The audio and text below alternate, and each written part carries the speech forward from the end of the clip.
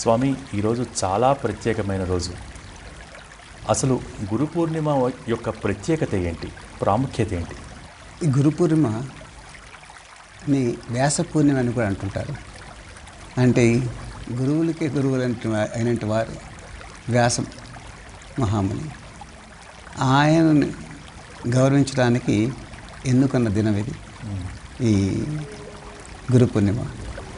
ఆ రోజు భక్తులందరూ తమ తమ గురువుల్ని పూజిస్తారు. వాళ్ళ గురువుల జన్మదినం, వాళ్ళ గురువుల మహాసమాధి దినాన్ని ఎంత భక్తితో పూజిస్తారో అదేవిధంగా గురు పూర్ణిమని అన్ని గురువుల్ని పూజిస్తాం. అంటే ఒక వ్యక్తి జీవితంలో గురువు ఎందుకు అవసరం? ఎటువంటి గురువుని మనం సంపాదించుకోవాలి?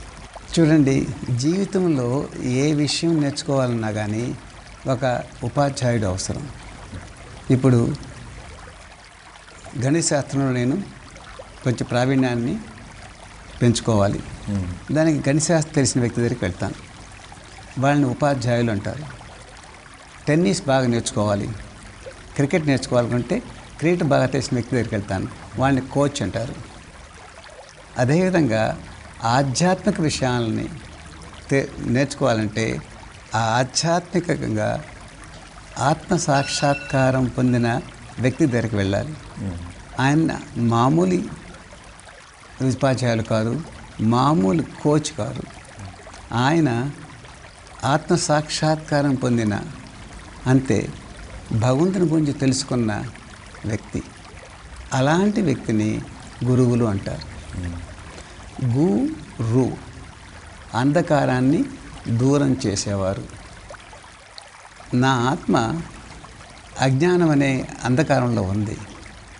ఆ అంధకారాన్ని పారద్రోలి వెలుగులోకి తీసుకెళ్ళగే శక్తి ఆ ఆత్మ సాక్షాత్కారం కలిగిన గురువులకే దగ్గరే ఉంది.